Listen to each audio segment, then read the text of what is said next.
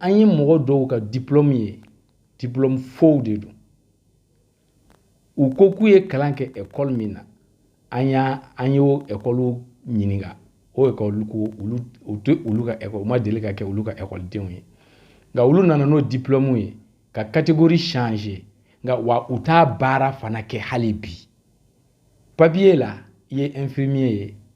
mais kɛwale la hali bi e bɛ technicien de surface ya baara de kɛ an ko o bɛɛ ye fɛnw ye a kan ka sɛgɛsɛgɛ parce que o ye fraude de ye n'a fɔra ko Mali kura bɛ an kan ka an kilen ka sariya bato ka mɔgɔw ka hakɛw d'u ma n bɛ foli kɛ an lamɛnbagaw n'an lajɛbagaw bɛɛ ye ka dugawu fana kɛ jamana ye ala ka an lakana ala ka basigi ala k'o d'an ma ala ka ɲɛtaa d'an ma ala ka sɔrɔw yiriwa minnu banana ala k'u ka bana kɛnɛya minnu tanyana ala ka hinɛ u la ka yafa u ma Mali ko in na donc i y'a fɔ cogo min na a bɛ wagati jan bɔ an bɛ grève la an ka laɲini dɔw nɔfɛ laɲiniw waati o waati a bɛ yɛlɛma k'a da an ka gɛlɛyaw fana bɛ yɛlɛma cogo min na donc an kun ye 2021 août an ye grève daminɛ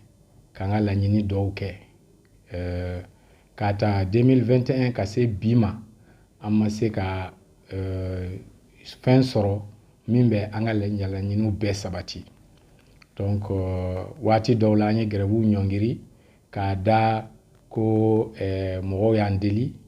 waati dɔw la an y'a ɲɔngiri k'a da ko ministère de la santé a y'an ka laɲini dɔw a ye lahidu ta k'a b'o kɛ mais kɔfɛ a m'a kɛ waati dɔw la an y'a ɲɔngiri fana k'a fɔ ko embargo kɛra an na janvier 2022 waati dɔw la an y'a ɲɔngiri fana parce que an ka sɔrɔdasi caman bɔnɛniw ni na k'u to kɛlɛkɛyɔrɔw la donc an tilala ka an ka grève daminɛ donc an ye grève daminɛ fo ka taa se mois de novembre tɛmɛnen an ma se ka an ka laɲiniw sɔrɔ an ma laɲini sɔrɔ an ma kumaɲɔgɔnya yɛrɛ sɔrɔ depuis an ye nin daminɛ ka taa se fo bi ma sariya y'a fɔ n'an ye préavis bila wagati o wagati gouvernement kan k'an wele ka sigi dɔ kɛ ni mɔgɔ wɛrɛw ye minnu bɛ delili kɛ u nɔ la pour que an ka se k'a lajɛ an bɛ se ka min bila ani olu fana bɛ se ka min kɛ mais o sariya fana sɔsɔra parce que depuis an y'a daminɛ u m'o kɛ an ka ɲɛmaa dɔw bɛ yan n'u ye chef de service ye olu yɛrɛ bɛɛ la kɔrɔbalen o y'an wele k'a fɔ k'u bɛ n'u da ɲuman don a la pour que an k'a lajɛ n'an bɛ se ka grève in dabila olu fana b'u seko kɛ an ka laɲiniw ye minnu ye ni laɲini minnu n'o b'an nin kan k'a ɲini k'olu ka ɲɛnabɔ a tɔ an bɛ se ka a ɲɛnabɔ an sen fɛ nka grève ka dabila donc u ko k'an ka dɔgɔkun kelen ka taa dɔgɔkun fila d'u ma an ye dɔgɔkun kelen di a ma ɲɛnabɔ an ye dɔgɔkun fila di a ma ɲɛnabɔ an k'u ma an y'a kɛ dɔgɔkun saba ye a ma ɲɛnabɔ f'an y'a kɛ dɔgɔkun 4 ye an donna dɔgɔkun 5nan yɛrɛ la pour que an ka se ka fɛn dɔ sɔrɔ u fɛ mun b'a jira an na k'a fɔ ko in taabolo ka ɲi pour que an k'an ka grève ɲɔngiri nka hali kunun an taara ɲini pour que an k'a dɔn a sigikafɔ in a bɛ wagati jumɛn na parce que an y'a f'u ye an ka grève o bɛna kɛ tɛnɛndon janvier kalo tile 23 donc an ti fɛ ka taa o assemblée la kunun k'a sɔrɔ an n'u ma ɲɔgɔn ye an ka fɛn dɔ fɔ ou bien u ka fɛn dɔ fɔ an ye an bɛ se ka taa mun fɔ base ye pour que base ka sɔn an ka grève ɲɔngiri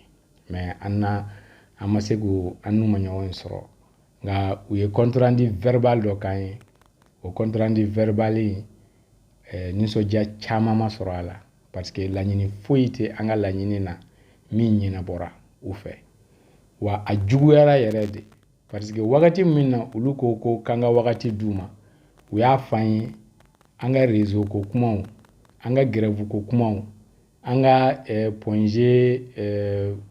pongé fiɲɛw jiraliw k'an yɛrɛ k'o dabila ni jama b'a an suit kosɛbɛ u b'a ye k'a fɔ a bɛ kalo kelen fo kalo kelen ni kɔ bɔ sisan an ma taa réseau kan ka fosi fɔ an ma fosi fɔ projet kan an ma fosi fɔ gɛlɛya kan an kɔni y'a respecté mais o waati kelen in na directeur ye décision bɔ décision illégale dɔ bɔ ko an mɔgɔ 100 ani mɔgɔ 11 ɲɔgɔn na ko an ka ristourne tɛ d'a ma i y'a faamu donc ko parce que k'an ye grève kɛ donc o bɛ sariya sɔsɔ mɔgɔ tɛ se k'a fɔ k'i bi mɔgɔ ka hakɛ dɔ tigɛ ko parce que k'a ye grève kɛ ni grève kɛra tigɛyɔrɔ nin bɛ yen u b'o dɔn mais i tɛ se ka ristourne kɔni i tɛ se k'o bɔ mɔgɔ bolo parce que o ye i ka baara kelen o tɔnɔ mun bɛ tilan an ni ɲɔgɔn cɛ donc an taar'u nɔfɛ k'a f'u ye aw ko k'an kana fɛn kɛ nka directeur bɛ ka dɔ fara gɛlɛya kan parce que a ko kanti a ye liste dɔ bɔ ko olu mɔgɔw tɛ ristourne sɔrɔ u ko k'u bɛ taa nɔfɛ u ko k'u ye bɛnkan dɔ sɔrɔ n'a ye k'a fɔ k'a bɛ di bɛɛ ma mais hali bi n'an ka mɔgɔw taara u ye mɔgɔ minnu bila liste kan parce que u y'a kɛrɛnkɛrɛn de an minnu ye membre de bureau ye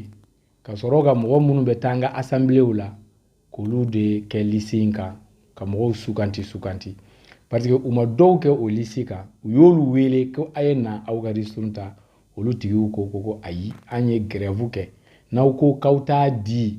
grève kɛlaw ma bɛɛ an fana man kan k'a sɔrɔ parce que an fana ye grève kɛ u ye mɔgɔ dɔw yɛrɛ wele u ye mɔgɔ dɔw yɛrɛ ta bila enveloppe kɔnɔ ka taa mais u ma sɔn a la mɔgɔ caman de ye ban a la parce que u ko n'aw ko k'aw t'a di grève kɛlaw ma donc an fana ye grève kɛlaw ye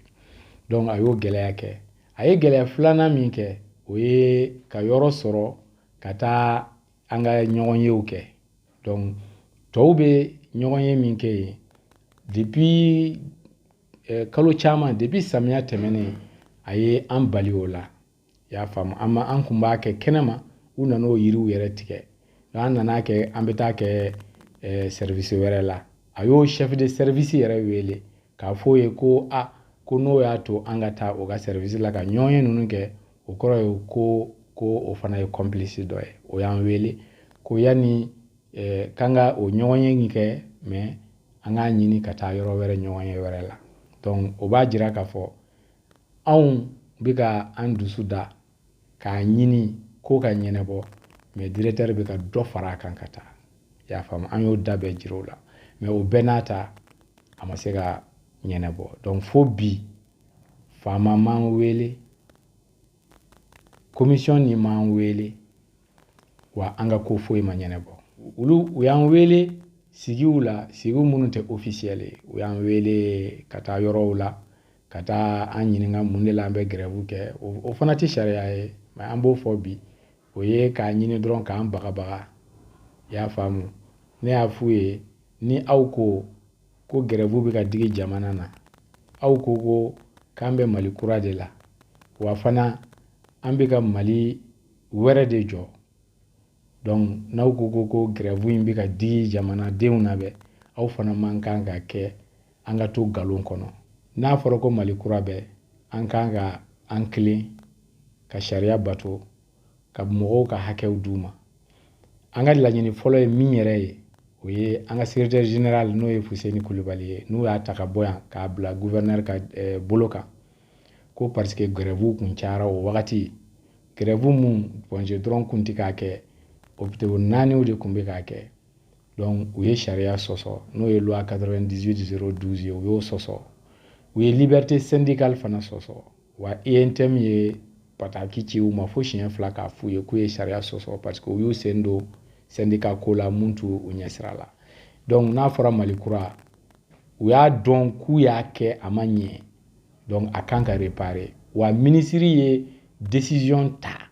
i y'a faamu a décision b'an bolo yan ministre y'o décision ta i y'a faamu k'a signer k'a fɔ ko Fuseni bɛ segin ka na a signelen filɛ nin ye ko o sini k'u bɛna numéro k'a la k'a ci an ma mais o décision hali bi numéro ma k'a la ni depuis juillet 2021 o décision ni a dira ma WhatsApp la ko sini k'u bɛ fɛnw k'a la donc n'u y'o kɛ k'an nɛgɛn k'an ka grève suspend u ma sɔn ka tuguni u ma sɔn ka a ko waleya donc an b'a fɔ an de tɔɲɔna a filanan ye min o ye yɔrɔ ko ye mɔgɔ 300 ani mɔgɔ 48 olu de san 5 kɛ fo ka taa se san 6 ma u b'u ka ristourne bila kɛrɛfɛ pour que ka yɔrɔ sɔrɔ directeur mun kun bɛ yen o wagati 2006 ani secrétaire général des syndicats mun kun bɛ yen 2006 olu de tɛgɛnɔ bɛ papier la olu de tɛgɛnɔ bɛ wari bɔli la banque la donc ni mɔgɔ 100 ani mɔgɔ 46 ɲɔgɔnna mun ka yɔrɔ sɔrɔ u ka wari talen do fu an wulila k'o kɛlɛ kɛ donc mɔgɔ si man dɛmɛ o la mais u ye mun kɛ direction min bɛ yen sisan u taara yɔrɔ dɔ ɲini ko Kanbila k'a fɔ mɔgɔw ye k'u bɛna taa Kanbila d'u ma parce que an ye grève daminɛ u bɛ fɛ k'an ka grève saboter u ye mɔgɔ 15 fɔlɔ yɛrɛ ta wa o mɔgɔ 15 yɛrɛ u y'a sukanti olu ni u ka mɔgɔw ni ɲɔgɔn de cɛ ka taa n'u ye Kanbila ka taa borniw sigi tile 15 kɔfɛ u taara ni mɔgɔ 15 wɛrɛ ye pour que ka taa olu fana ka yɔrɔ jira u la mais BC ani Muruw de y'u kunbɛn i y'a faamu an ka mɔgɔw yɛrɛ jatigɛlen de seginna donc k'a fɔ k'u bɛ galon de kan hali bi u ma mɔgɔ si ka o terrain ko ɲɛnabɔ donc o terrain ko in a ko bɛ yen hali bi u y'a fɔ an ka mɔgɔw ye ko yɔrɔ min kun dira k'a tɛ yen bilen mais an taara lajɛ an taara sɛgɛsɛgɛli kɛ Kati an y'a ye k'a fɔ yɔrɔ in a bɛ Ponge tɔgɔ la donc mun de la u bɛ ka mɔgɔw nɛgɛn k'a fɔ k'o yɔrɔ tɛ yen yala u bɛ k'u yɛrɛ ta de ɲini a la ou bien u bɛ ka mun de kɛ an m'o dɔn a filanan a sabanan ye min ye o ye directeur ka bagabagali min n'a b'a kan na n'an bɔra tuma o tuma a b'a fɔ ko a bɛ dɔ demande d'explication di dɔ ma ou bien a bɛ mɔgɔ dɔw avancer mɔgɔ minnu n'u y'u sen bɔ an ka kɛlɛ la ou bien mɔgɔ minnu n'u sen bɛ an ka kɛlɛ la hakɛ dɔ b'u ye ou bien promotion dɔ kan ka k'u ye a t'a kɛ a b'a kɛ exprès de pour que k'an ka mɔgɔw lafitinɛ pour que k'an ka mɔgɔw ka hakɛw k'o daraki donc an ko k'o ka dabila o ye fana ristourne ani prime de garde ristourne ninnu an bɛ yɔrɔ min na bi a kan ka sara le 5 o y'a daminɛ wa u kɛlen k'a daminɛ u bɛ ka sugantili k'a la u b'u ka mɔgɔw wele k'a di u ma u bɛ mɔgɔ minnu b'u nɔfɛ u b'olu wele k'a di u ma mais anw ka mɔgɔw hali bi u tɛ k'u ka ristourne d'u ma hali prime de garde ninnu n'u y'a daminɛ an b'a dɔn u bɛ mɔgɔ dɔw de wele bureau kɔnɔ k'u taw d'u ma mais mɔgɔ o mɔgɔ n'a ti olu ka yɔrɔ la n'i ma kɛlɛ kɛ i t'i ta sɔrɔ donc an ko k'o ka dabila o ye mɔgɔw ni ɲɔgɔn cɛ woloma de an ko fana salon u ye avancement dɔw kɛ Ponge yan mɔgɔ dɔw bɔra catégorie dɔ la ka taa catégorie wɛrɛ la k'a sɔrɔ u ma kalan kɛ u ma kalan papier jira wa sɛgɛsɛgɛli min n'an y'a kɛ an y'a ye k'a fɔ a bɛɛ ye u ka mɔgɔw masuruman mɔgɔw de donc o ko ka dabila parce que service tɛ se ka kɛ ni mɔgɔ minnu b'i fɛ i bɛ avantage dɔ d'u ma a ka kɛ avantage légal yɛrɛ ye kɛ a ma kɛ sariya kɔnɔ donc o de ye Ponge dépense caya donc u ko k'u bɛ ɲini ka recette doubler ale nalen sisan mais recette doubleli bɛɛ a tɛ se ka prime de garde sara a tɛ se ka ristourne sara fo ministre de bɛ wari di pour que k'o kɛ o wari yɛrɛ bɛ bɔ rubrique wɛrɛ de la o tuma o rubrique dun munna olu fana t'u ta hakɛ sɔrɔ hôpital du Mali t'a problème sɔrɔ Gabriel Touré t'a problème sɔrɔ Kati t'a problème sɔrɔ mais Ponge dɔrɔn de b'a problème sɔrɔ donc mun de la Ponge ka prime de garde n'a ka ristourne tuma bɛɛ a bɛ balan fo ministre de ka wari di k'o ko ɲɛnabɔ donc c'est que y a un problème gestion ko problème bɛ yen parce que u ye charge caman de ta k'a bila Ponge kunna a tɛ se charge min na an ko fana an y'a sɛgɛsɛgɛli kɛ mɔgɔ dɔw bɛ direction kɔnɔ u ɲɛmaaw fana de don direction kɔnɔ olu kun kan ka taa retraite la a mɛnna an y'a ye dɔw kun kan ka taa retraite la depuis 2017 wa 2018 u ma taa wa hali ni u y'u ka âge yɛlɛma 2023 man kan ka kɛ k'a fɔ k'u bɛ yen hali bi an ɲɛ b'u la u bɛ yen donc an ko ka audit kɛ olu bɛɛ ka situation na ka audit kɛ an ye mɔgɔ dɔw ka diplôme ye diplôme faux de don u ko k'u ye kalan kɛ école min na an y'o école ɲininka o école ko olu ka école ma deli ka kɛ olu ka école denw ye nka olu nana n'o diplôme ye ka catégorie changer nka wa u t'a baara fana kɛ hali bi papier la i ye infirmier ye mais kɛwale la hali bi e bɛ technicien de surface ya baara de kɛ an ko o bɛɛ ye fɛnw ye a kan ka sɛgɛsɛgɛ parce que o ye fraude de ye donc an ko fana mɔgɔw bɛ yen minnu o mɔgɔ kelenw administration na minnu n'u kan ka projet baarakɛlaw contractuels la minnu kan ka taa retraite la wa u tɛ k'u bila ka taa retraite la mun de la soit a papier t'u bolo ou bien organisation tɛ yen min b'a sɛbɛntiya k'a fɔ k'u kan ka taa ou bien u bɛ k'u arranger de parce que olu y'u ka masurunya mɔgɔw ye donc an ko audit ka k'o la audit ka kɛ avancement min kɛra illégalement audit ka kɛ situation administrative de tous les personnels du point G parce que an y'a ye wa a papier cira directeur ma a papier cira DGA ma k'a fɔ an ye nin papier ye nin min b'a jira nin mɔgɔ min n'a bɛ aw ka direction na n'ale yɛrɛ de ye ko ninnu bɛɛ nin ko ninnu bɛɛ géreli ye a kan ka taa retraite la mais u ma an jaabi papier an balimakɛ mun filɛ nin ye a ye papier yɛrɛ avancement nin na a ye papier ci ka taa fɔ ministère la k'a fɔ problème bɛ avancement na point G wa jaabi ma sɔrɔ hali bi donc n'i y'a ye an ye nin fɔ bi nin tɛ bi ko ye dɛ nin papier ninnu b'an bolo depuis salon mais an ma sɔn k'a bila an ka revendication na mun na parce que an ko an tɛ fɛnw bɔ yani an ka tɛmɛ ni voie officielle ye donc ni olu de m'an jaabi an bɛ sɔrɔ ka se kɛnɛ kan k'a fɔ mɔgɔw ye donc an ko personnel ko b'an na i bɛ taa service dɔw la i bɛ taa sɔrɔ bénévole ye 22 ye mais personnel min bɛ o baara kelen kɛ mɔgɔ 2 ou bien mɔgɔ 1 n'i ye dialyse kɛyɔrɔ ta u bɛ ɲini ka 22 personnes bɔ minnu ye bénévole ye dialyse kɛyɔrɔ la mais personnel yɛrɛ tɛ tɛmɛ 2-3 kan donc mun de la o bɛ kɛ n'aw y'a sɔrɔ aw mago b'u la a y'u ta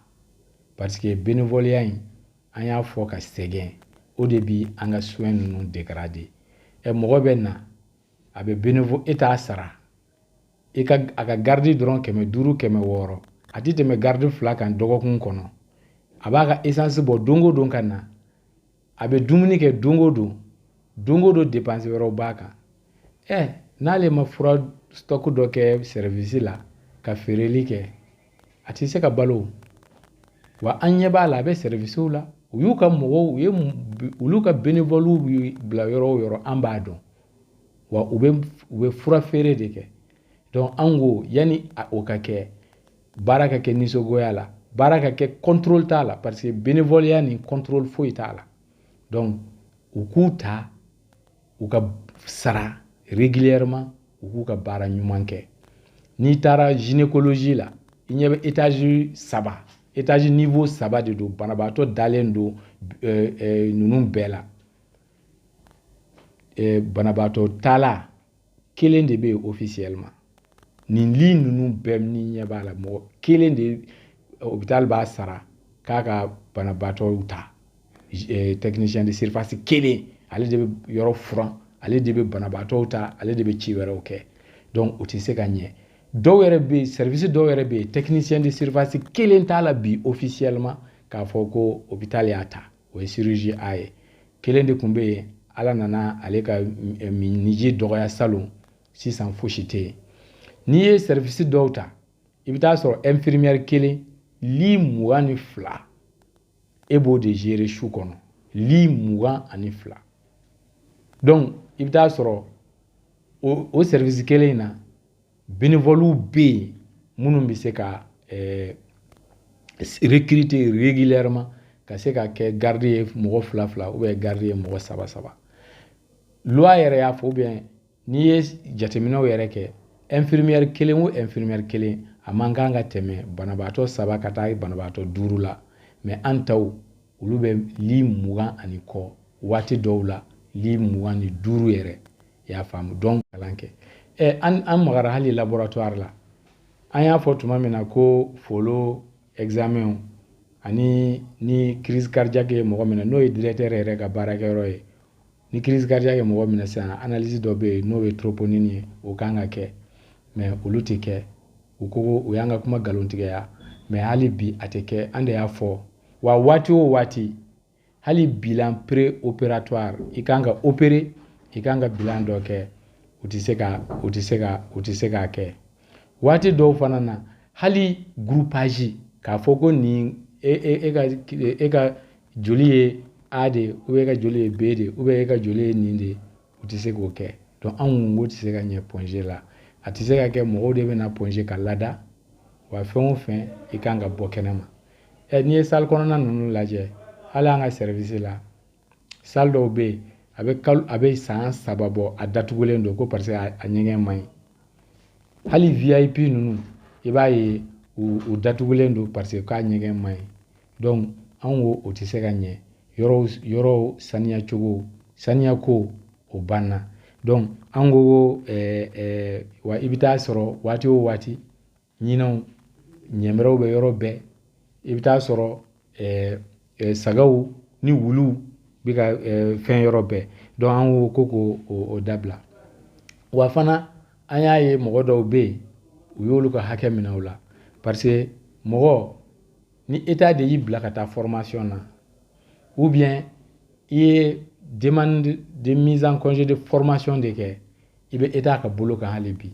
donc loi 0253 article 70 y'a fɔ hali n'i b'o disposition de la i ka droit dɔw bɛ yen a man kan ka minɛ i la mais an y'a ye nin direction in de ni mɔgɔw nana n'u taara u ka fɛn na u b'u ka émolument tigɛ ou bien u b'u ka ristourne tigɛ mais olu direction kelen mɔgɔw bɛ yen mun y'u ka mɔgɔw ye u t'olu ka ristourne tigɛ u t'olu ka émolument tigɛ parce que o ye olu ka mɔgɔ dɔw ye hali ni ristourne ko min bɛ ka fɔ a ye décision bɔ ko ni mɔgɔ ye tile 3 kɛ k'i tɛ ka baara kɛ ko ristourne tɛ se ka d'i ma mais an y'a ye mɔgɔ dɔw y'u ka note de service a b'an bolo a y'a ka baara daminɛ le 27 ou bien le 29 décembre o ye kalo 3nan yɛrɛ tile labanw ye a ye baara daminɛ o de la u y'a tɔgɔ kɛ ristourne na mun de don parce que déjà a ka mɔgɔ de don i y'a faamu donc anw ko nin ye fɛnw ye min man ɲi an ka dɔgɔtɔrɔso la o de la an ko nin laɲini minnu bɛ taa fo laɲini 12 la n'a ma ɲɛnabɔ ni kuma ma kan fɛ i y'a faamu fosi ma ɲini ka ɲɛnabɔ an ye préavis bila depuis le 6 janvier k'a f'u ye ni nin ma ɲɛnabɔ janvier kalo tile 23 ka taa janvier kalo tile 27 an bɛ baara jɔ Point tuguni n'o tɛmɛna an bɛ ala deli u kan ka ko ɲɛnabɔ n'u y'a ɲɛnabɔ hali bi an bɛ yɔrɔ min na bi an b'an ka jama wele k'a fɔ grève bɔra a ma mais n'u m'o ɲɛnabɔ k'a ta janvier kalo tile 30 ka taa février kalo tile 3 fana an bɛ baara bila wɛrɛ kɛ hali bi ŋaniya ɲuman jira la n'a ɲɛnabɔra an b'a jɔ mais n'o ma ɲɛnabɔ février kalo tile 6 an bɛ grève illimité de kɛ o ye baara bila kuda ye an bɛ deli ka service dɔw bɔ an ka grèvew la hakili sɛgɛsɛgɛli bɛ ka kɛ pour que k'o service ninnu k'a la i y'a faamu parce que ŋaniya jira caman kɛra an ma lamɛn donc an fana bɛ ka ŋaniya jira min kɛ n'o ye ɲuman ye an fana ko sisan an b'an ka grève kɛ comme grève kan ka kɛ cogo min na i y'a faamu an de ye dɔ bɔ an ka grève fanga na mais an ma lamɛn o kɔrɔ ye ko an tɛ foyi ye olu bolo o kɔrɔ ye ko an ka yan kɛnɛyaso o tɛ foyi ye olu bolo donc an fana b'a ɲini mɔgɔw k'an faamu k'a fɔ an ka nin baara bila nin tɛ an yɛrɛ dɔrɔn ye an ka nin baara bila nin an ka hakɛw b'a la